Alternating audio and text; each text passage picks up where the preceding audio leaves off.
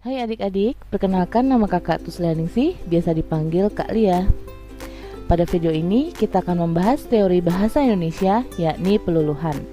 Eits, bukan peluluhan hati pasangan, melainkan peluluhan fonem K, T, S, dan P yang diberi imbuhan meng. Kayak gimana sih contohnya? Nah, contohnya seperti ini. Bentukan kata yang tidak tepat di bawah ini adalah A. Memesona, B. Memopulerkan, C. Mempromosikan, D. Menyosialisasikan, E. Menyontek. Apakah kalian bisa menjawab dengan yakin pertanyaan tersebut? Mau tahu kepastian jawabannya? Nggak enak kan kalau nggak dikasih kepastian? Nah, daripada nggak pasti, yuk cek penjelasan singkat berikut. Nggak akan selama menunggu balasan chat dari gebetan kok. Untuk menjawab pertanyaan tersebut, mudahnya adalah mengecek KBBI, Kamus Besar Bahasa Indonesia. Namun pastinya kalian nggak bisa dong membuka KBBI setiap saat, apalagi pas ujian. Nah, ternyata untuk menjawabnya ada syarat yang bisa kalian pelajari dengan mudah, sehingga walaupun tidak mengecek KBBI, kalian bisa menjawab dengan benar. Syarat peluluhan fonem kata SP berimbuhan meng adalah sebagai berikut. Yang pertama, kata dasar harus lebih dari satu suku kata. Misalnya, pada kata kaca terdapat dua suku kata, yaitu ka dan ca, sehingga pengimbuhannya menjadi mengaca. Huruf K pada kata mengaca luluh, tidak terlihat.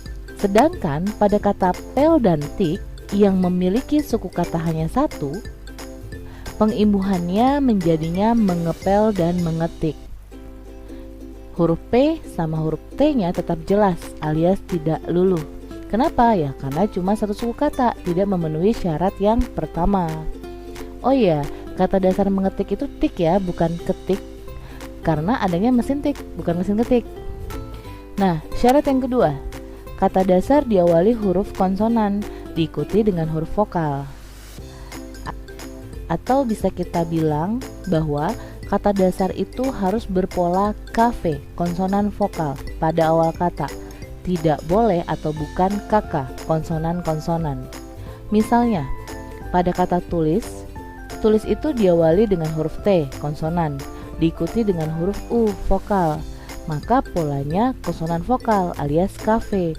Sehingga ketika diberi imbuhan me, maka penulisan yang betul adalah menulis, T-nya luluh. Bandingkan dengan kata traktir. Traktir diawali dengan huruf T yaitu konsonan, diikuti dengan huruf R yaitu konsonan juga. Berarti kan polanya konsonan-konsonan. Nah, berarti traktir tidak memenuhi syarat yang kedua, sehingga pengimbuhan menjadi mentraktir.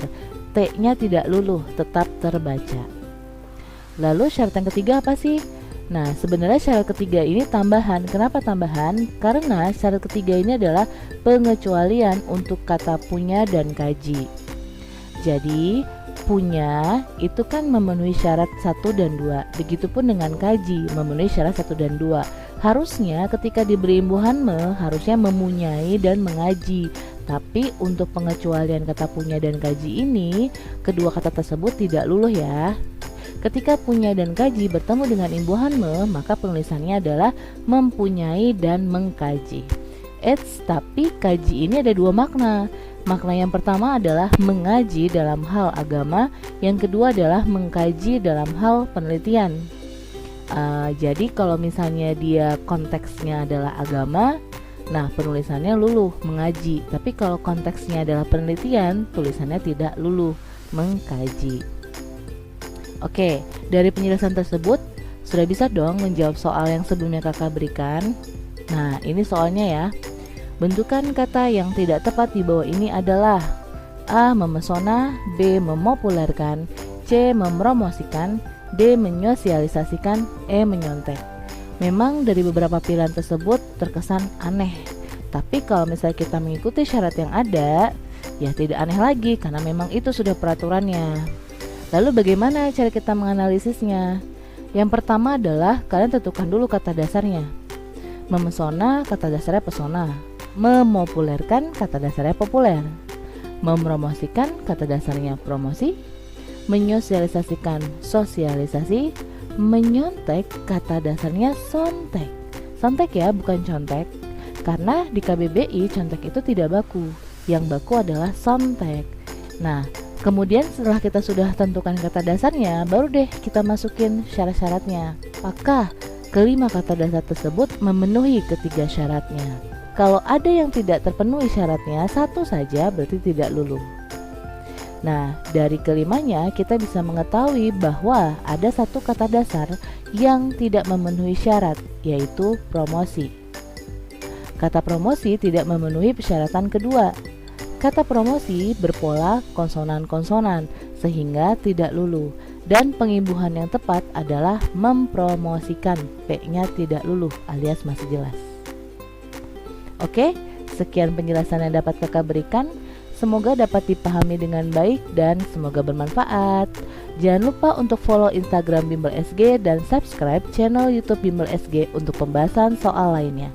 Sampai jumpa dan terima kasih.